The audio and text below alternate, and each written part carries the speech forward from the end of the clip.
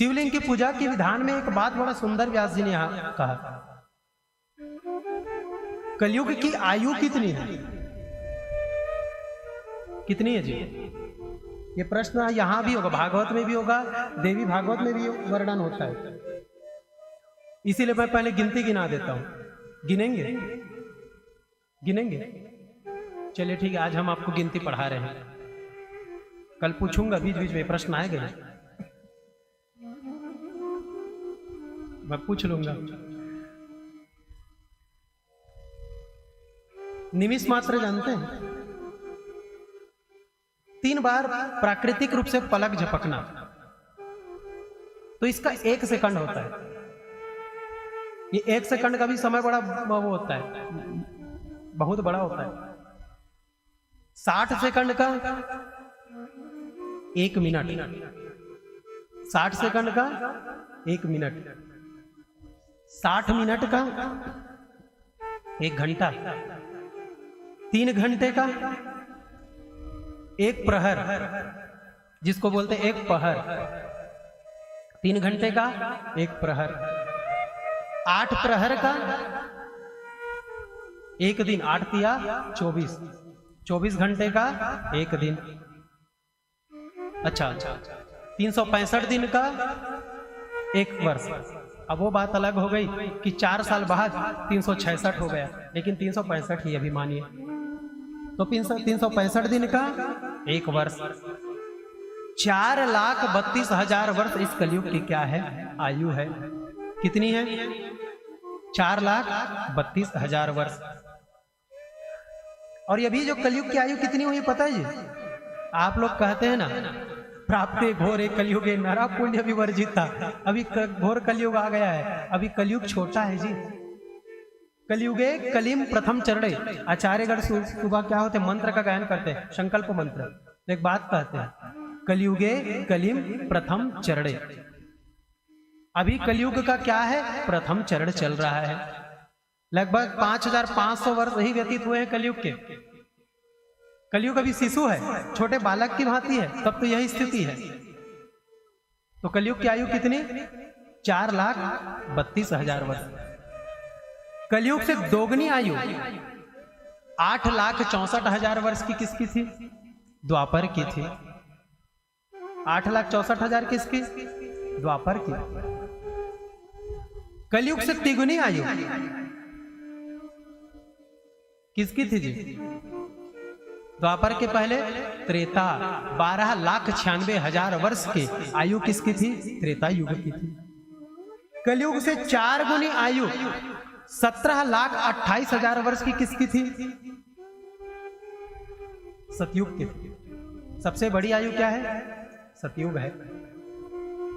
अच्छा, चारों युग गिनती और गिने, आगे जाएंगे, याद रखिएगा। चारों युगों को मिलाया जाए तो होता है 1 महायुग। 1 चतुर्युग बराबर, अर्थात चारों युगों को मिलाया जाए तो क्या होता है? 1 महायुग। ऐसे ही 71 महायुगों को मिलाया जाए, ऐसे ही 71 महायुगों को मिलाया जाए तो होता है 1 मनवंतर। अभी कौन सा मनवंतर चल रहा है? संकल्प पढ़ते हैं तो आप लोग संकल्प बस करते हैं, उसमें भावों को सुनना चाहिए। जम्बू द्वीपे भरत खंडे आर्यवर्त देशांतरे। हम कौन से द्वीप में वास करते हैं, हम कहाँ वास करते हैं, कौन से खंड में वास करते हैं, ये सब लिखा गया है। हम भारत खंड में वास करते हैं, जम्बू द्वीप में वास करते हैं।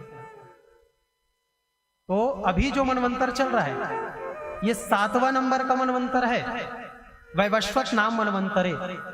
कौन सा मनवंतर? वैवस्वत। तो वैसे ही 4 युगों को मिलाया जाए तो होता है क्या? 1 महायुग।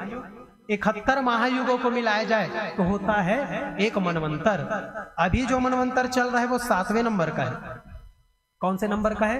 7वें नंबर का। और अभी आप जिस कलयुग में बैठ करके कथा सुन रहे हैं, अभी आप कौन से कलयुग में बैठ करके कथा सुन रहे हैं?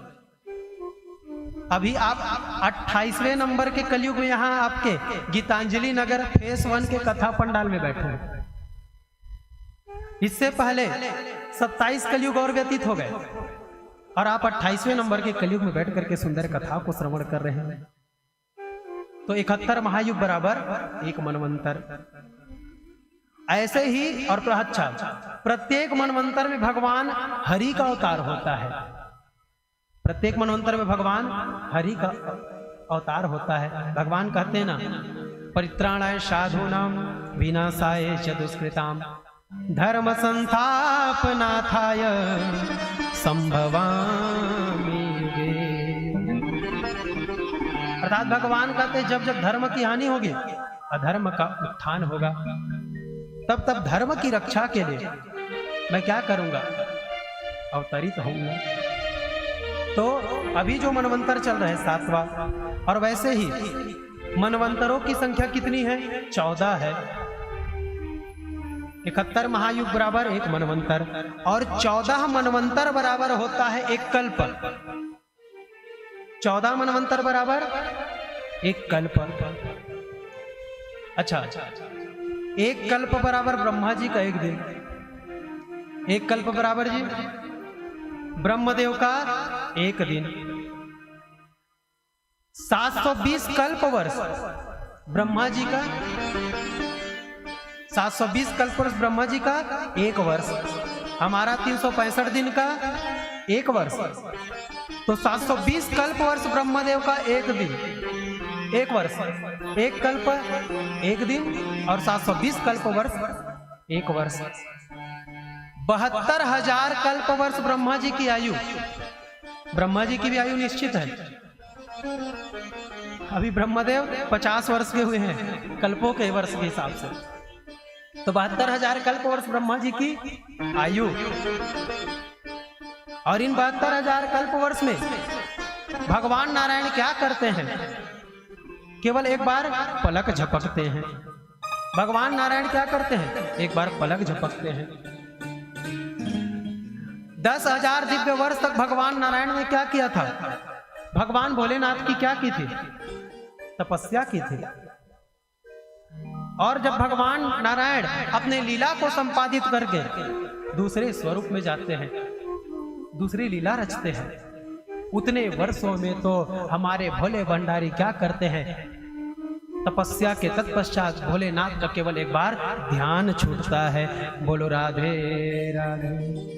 अर्थात जिन दिव्य वर्षों में भगवान नारायण अपने एक बार लीला का संपादित करते हैं, केवल उतने दिव्य वर्षों में भगवान भोलेनाथ क्या करते हैं, एक बार इनका ध्यान छूटता है। तो जरा चिंतन कीजिए, भगवान भोलेनाथ की आयु कितनी होगी।